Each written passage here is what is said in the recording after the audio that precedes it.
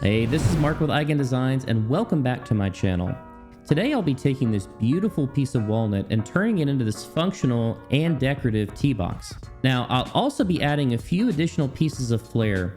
I'll be adding some maple splines to reinforce the miter joints, and I'll be using the CNC to add a personal touch. Stay tuned.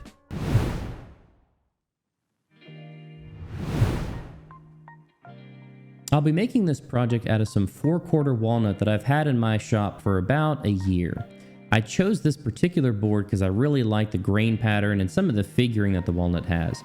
I won't be using the entire board, but I'll be kind of cherry picking key grain sections that I want to put into this box. So the first step was to go over to my jointer and then my planer and begin milling up the lumber.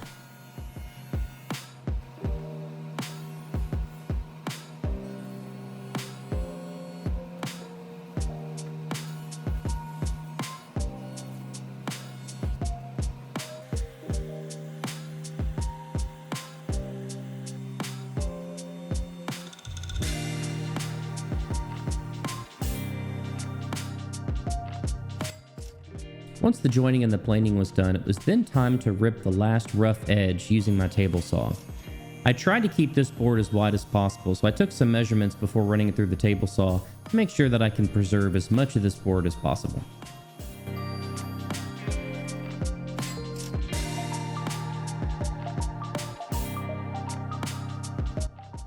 This particular tea box does not need to be very tall, so I'm going to start off by ripping the boards down to 4 inches wide.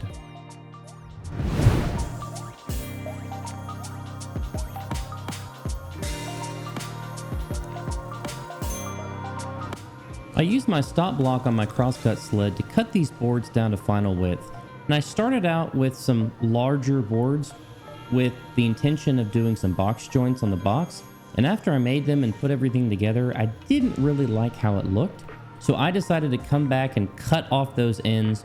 So the final dimensions for the lumber that I used to create my box is a little bit shorter because I had to cut off the finger joints, and I ended up going with a miter joint just to make those transitions around the box look a little bit more seamless.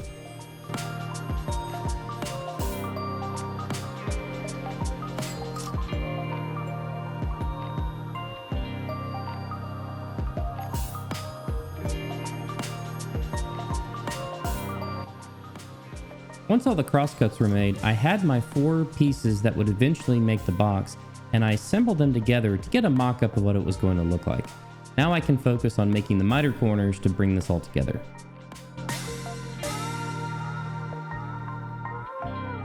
To make these miter corners as accurate as possible, I use a digital inclinometer to get my saw blade to exactly 45 degrees.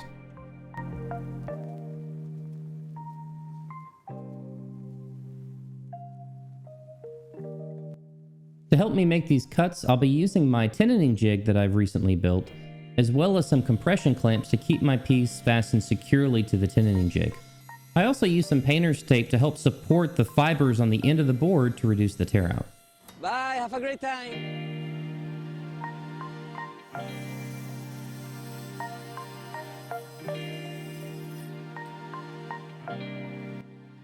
Next, I'll be cutting a 1/4 inch groove that will eventually hold the bottom of the box. The kerf of my saw blade is 1/8 of an inch, so I make 2 passes to get a 1/4 inch groove.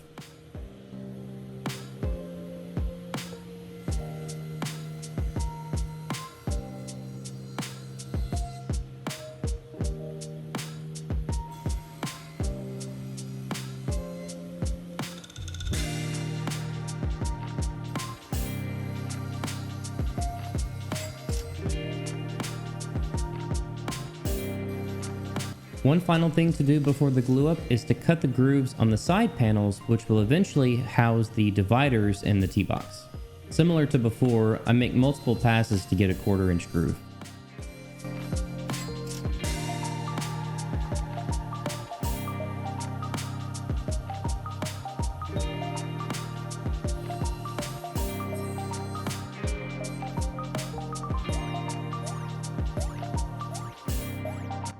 Before proceeding with the glue up, I put some painter's tape on the inside corners of each of the pieces.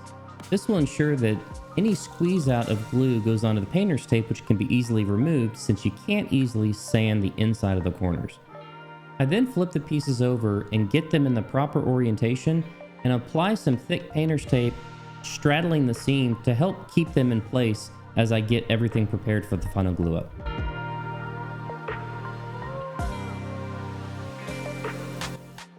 For this particular glue up, I'll be using Titebond 2 Dark, which is really good for hiding the seams when using darker woods like walnut.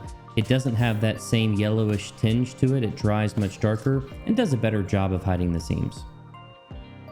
You can see here how helpful that painter's tape on the outside of the corners is as I try to assemble this box. It keeps everything aligned and held together until I can get the strap clamps on in the next step.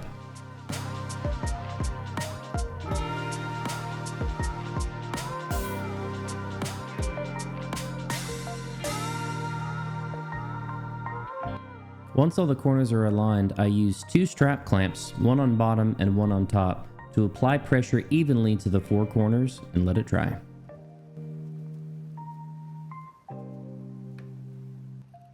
While I'm waiting for the box to dry, I turn my attention to the top of the box, or the lid. I start off by making a rough cut in some of the lumber that I have left over, and I use my tape measure to get a rough idea of what part of the board do I want to use for the top. I'm trying to make use of the attractive grain features and some of the figuring that I have in my walnut. Once I have it roughly selected, I use my tape measure and a pencil to mark out the area that I'll be cutting on the table saw in the next step. Before making any cuts, I make one quick check to ensure the box is square. And diagonal to diagonal, it's 13 inches on both measurements, so we're good to go. I begin cutting the piece down to size using the pencil marks that I made earlier, and I use my cross-cut sled to make a few of the cuts, and then the final rip cut I use with my table saw fence.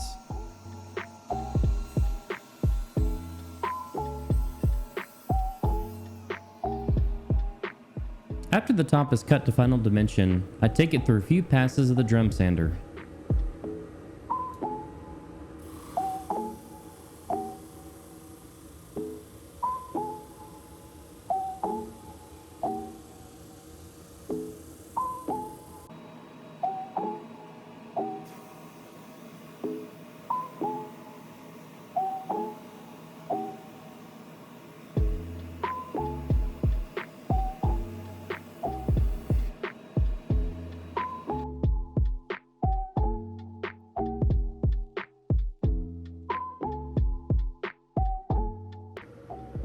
Next, I cut a recessed border around the edges of the lid so that it fits squarely in the middle of the box whenever you put it on top.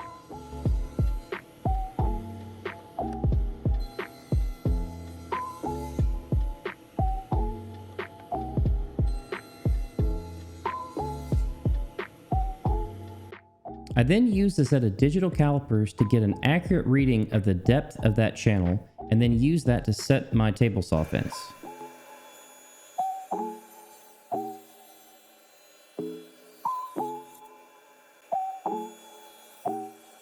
Once all 4 cuts were made, I did a quick dry fit to make sure that everything fits properly, and it worked like a charm.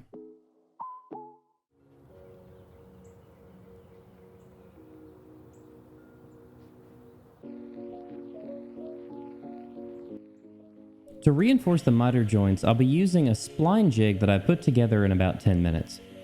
The jig is pretty simple. It holds your piece at 45 degrees while you run it across the saw blade, and what's left is a slot the width of the curve of your blade, so in my case it's 1/8 of an inch.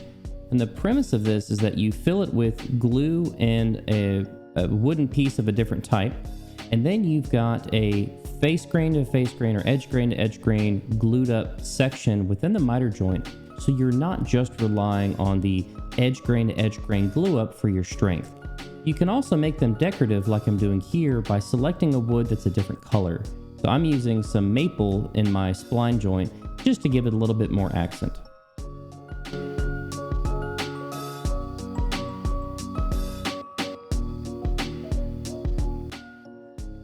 Once the glue and the splines have had a chance to dry, I come back and cut off the excess with a flush trim saw.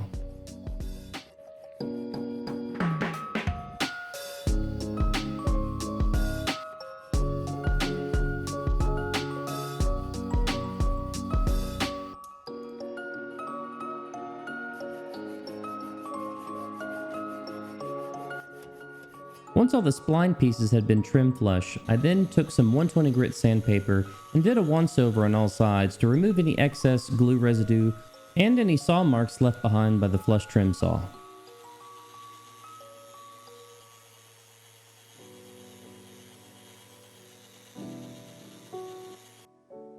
I'll be gluing on the top to the box using the same dark Titebond 2 that I was using before.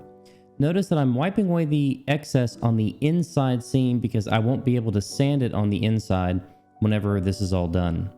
I apply pressure using some parallel clamps and then wipe away the excess glue.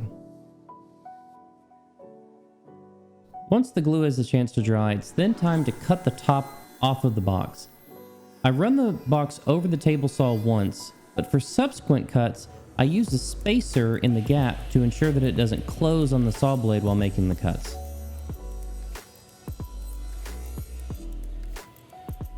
Now to make this box extra special, I'm going to be adding an engraving. And because this is a gift to my wife, I'm going to be engraving a lyric from our wedding song, which I know she's going to like. Now you don't have to do the CNC engraving, but small touches like this can really take a generic project and make it a personal gift to somebody special.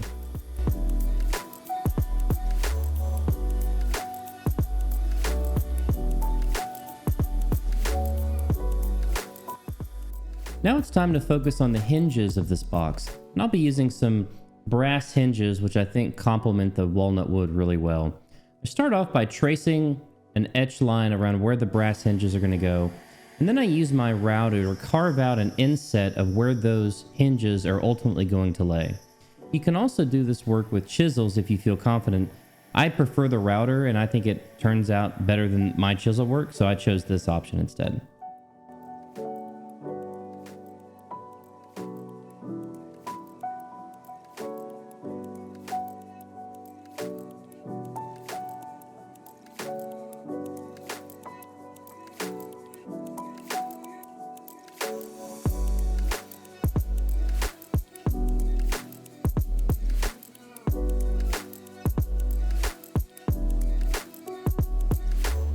I'll be finishing this project using some Rubio Monocoat, their walnut color. I really like the dark finish that this leaves behind. I initially began spreading the Rubio Monocoat with a plastic applicator, similar to what I would do for a larger table or a desk, but I quickly realized that that really wasn't the best for a smaller project like this. So I ended up switching to a smaller sponge, like I would normally finish a cutting board with, and wiping off the excess with a microfiber towel, and that seemed to work great. One thing to note here is if you're going to use a darker Rubio Monocoat like this walnut, it will stain the lighter color. So this maple that I have right here, it does get stained a darker color. Just be aware of that before you use it. The final step in this project is to create dividers that are going to go inside of the box to create smaller compartments. I make this out of some 1/4 inch maple that I had left over from a different project, and I cut them to length to fit inside the box. I then use my table saw to cut some dados in the middle of the board so that the dividers can interlock with one another and fit together just like this.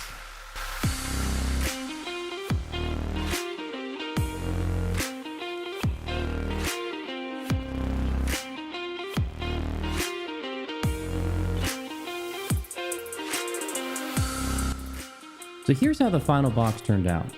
There's 6 internal compartments to hold different types of tea, and I really like how the brass hinges kind of accentuate the golden features within the grain of the walnut wood. Overall, I think this is a really fun project. If you're a beginner woodworker, this is a great way to practice on some of the finer woodworking joints like the miter joints and practice with some splines. And if you're an advanced worker, you might try doing a similar build, but maybe with some dovetail joints to accentuate some of your skills. That's going to be it for this video. Thank you for watching. Please subscribe if you haven't already, because I got a lot more content coming. I will see you on the next one.